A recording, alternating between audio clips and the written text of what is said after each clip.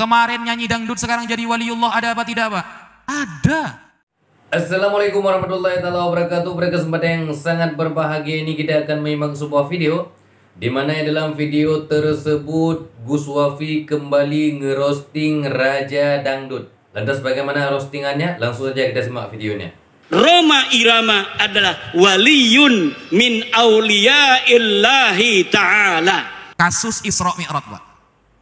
Tidak ada kemudian seorang nabi yang kasus Isra Mi'rajnya itu dispesialkan oleh Allah kecuali hanya Nabi Muhammad SAW. Ingat, Isra Mi'raj itu ternyata bukan hanya terjadi kepada Nabi Muhammad.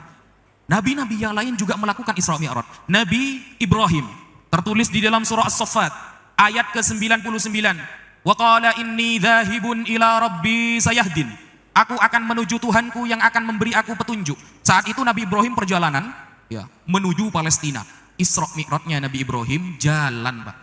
Jalan beliau jauh-jauh ke Palestina. Nabi Musa ketika ingin mendapatkan wahyu, beliau datang kemudian ke Gunung Sinai, Gunung Tur Sina.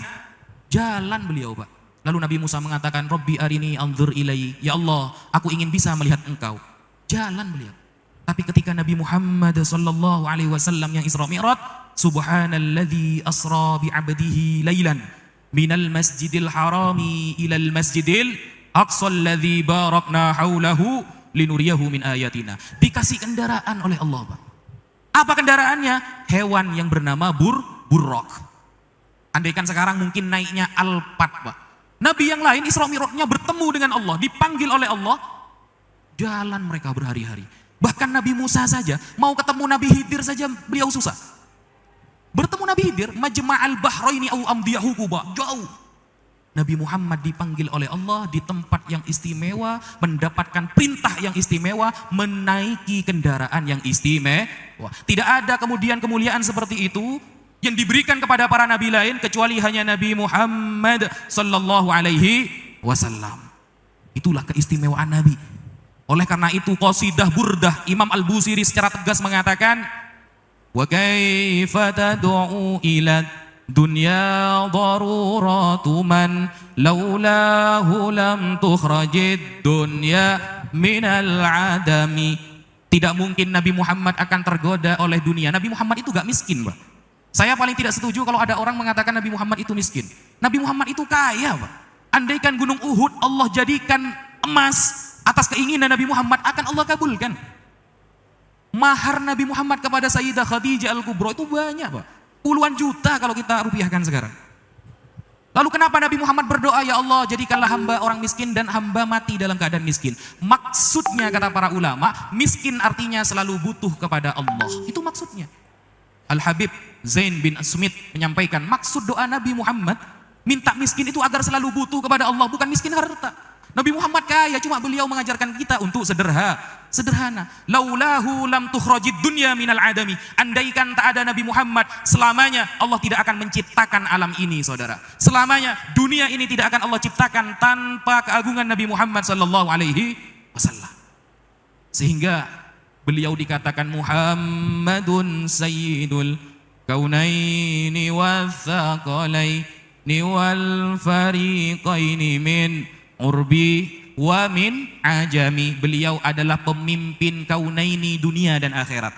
Tidak ada yang bisa memberikan syafaat pertama kali yang diizinkan oleh Allah kecuali hanya Nabi Muhammad sallallahu alaihi wasallam. Ana awwalu syafi' yaumal qiyamah. Aku orang pertama kali yang diberikan izin mensyafaati nanti di hari kiamat. Ana awwalu man tanshaqqu anhul qabru. Aku adalah orang yang pertama kali dibuka kuburannya oleh Allah nanti di hari kiamat. Hanya Nabi Muhammad. Makanya beliau pemimpin baik di dunia maupun di akhirat. Dan tidak ada seorang nabi yang diutus rahmatan lil alamin kecuali hanya Nabi Muhammad sallallahu alaihi wasallam, sayyidul kaunaini. Di dunia beliau adalah pemimpin, di akhirat beliau adalah pemimpin. Rugi orang yang satu hari 24 jam tidak membaca salawat kepada Nabi Muhammad. Rugi orang Islam mengaku cinta kepada Nabi tetapi 24 jam hanya membaca salawat di bawah 100 kali. Rugi Pak. Allah sudah menyampaikan melalui lisan Nabi Muhammad, man shalla alayya fi kulli yaumin mi'ata marrah qadallahu lahu mi'ata hajah. Barang siapa membaca salawat kepadaku, kata Nabi Muhammad, 100 kali sehari semalam, 100 kali, maka Allah akan mengabulkan hajatnya 100 hajat. Yang 70 Allah nanti simpan di akhirat, yang 30 akan Allah berikan nanti di dunia. Wa man shalla alayya min ba'idin, orang yang membaca sholawat kepadaku dalam jarak yang sangat jauh, kata Nabi, u'limtuhu, aku pasti akan diberitahu tentang sholawat itu. Jadi jangan pernah kita putus asa, jangan pernah kita merasa iba ketika kita bersolawat, pasti Allah akan menyampaikan sholawat kita kepada Nabi Muhammad SAW. Dan bahkan kata Rasulullah, man shalla alayya inda qabri sami'tuhu, orang yang membaca sholawat kepadaku di samping kuburanku, sami'tuhu, aku pasti mendengarnya, kata Rasulullah SAW.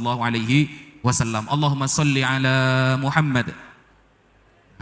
Rugi Pak, jenengan jauh-jauh datang ke sini, kumpul di sini, memperingati Maulid Nabi, tapi pulang tidak ada kemudian level yang naik dalam ibadahnya. Tidak ada ibadah yang naik, hanya datang majelis Maulid, tapi pulang sama saja. Tidak ada kenaikan level. Yang mungkin kemarin jarang baca sholawat, hadir di majelis yang insya Allah penuh dengan barokah ini, kita naikkan level sedikit demi sedikit. Gak bisa, karena kadang-kadang, ini tidak semua, kadang kita membaca sholawat semangatnya kalau ada hadroh Pak. Kalau gak ada hadrohnya kita males sholawatan. Betul apa betul? Kalau ada hadroh, apalagi ada bassnya hadrohnya, keren itu Pak. Wow, sampai bendera itu. Coba sholawat nariyah 4444, gak ada yang datang itu Pak. Al-Fakir di rumah dari tahun 2000 sampai 2024, sudah berapa tahun? 24 tahun, mengadakan sholawat nariyah di rumah 4444 setiap minggu sekali, yang hadir tetap 30 Pak. Gak ada yang bawa bendera Pak gitu. Gak ada. La yamutu wa la yahya, gak bermutu, banyak biaya. Tapi ketika ada hadroh, ada bassnya, semangat, sampai joget-joget kadang, sampai kebablasan kadang ya. Nah itu kan berarti kita baca sholawat dah ikhlas berarti. Hanya karena ada gendangnya jelas beda. Apakah ada diterima? Oh diterima. Tidak ada istilah sholawat tidak diterima. Semua sholawat diterima, tapi beda level antara orang yang senang kepada sholawat hanya karena gendang, dengan orang yang membaca sholawat fokus kepada maknanya, fokus kepada apa yang dia tuju, yaitu Rasulullah SAW. Beda levelnya pasti.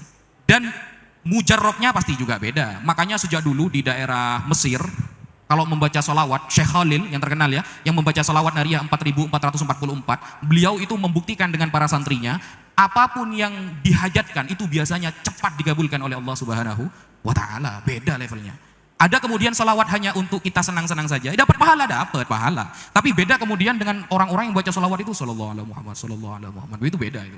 Beda. Nah, kita naikkan level sedikit demi sedikit. Salat contohnya. Rasulullah mengatakan, latungqadhanna ural islami urwatan. Sungguh ajaran umat Islam ini akan diputus satu demi satu. Fakullama intaqadat urwatun, setiap ada satu ajaran dalam agama Islam yang diputus, orang-orang akan berusaha untuk memutus ajaran selanjutnya. Wa akhiruhunna, dan ajaran terakhir yang akan diputus oleh orang-orang munafik adalah as-shalah, salat. Ingat Pak, jaga salat Pak. Jenengan hadir majelis Maulid Nabi 10 kali sehari, tapi di rumah ada salat, percuma saudara. Yang pertama kali dihisab kata Rasulullah salat, wa idza saluhat saluha sairu amali. Kalau kita salatnya benar, kita salatnya baik, maka seluruh amal perbuatan kita, sedekah kita, umroh kita, haji kita, semuanya akan dianggap baik.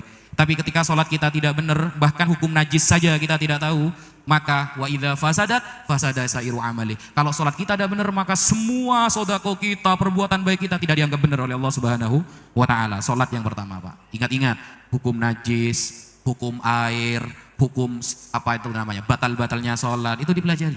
Bahkan kadang yang enteng-enteng saja kita tidak paham Pak. Saya kasih contoh yang enteng. Di dalam kitab-kitab mazhab Syafi'i, kalau di anggota tubuh kita itu ada yang luka, contoh wajah ada yang luka, maka cara wuduknya harus mukammalan bitayammum. Kalau ada wuduk kita di tangan atau muka yang luka, kan luka ini pasti tidak kena air Pak, pasti diperban kan, maka cara wuduknya harus mukammalan bitayammum. Setelah wuduk kita harus tayammum. Ada yang praktek seperti itu sekarang? Jarang Pak. Karena kita malas belajar.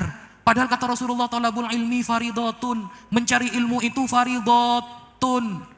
Tak yang ada pada lafal faridah bermakna mubalaghah, sangat wajib mencari ilmu. Nah, kita hadir ke majelis ilmu kita jarang. Kita belajar fikih kita jarang. Begitu kita mau masuk surga tanpa hisab, tidak bisa saudara. Surga ini adalah hadiah yang besar dari Allah.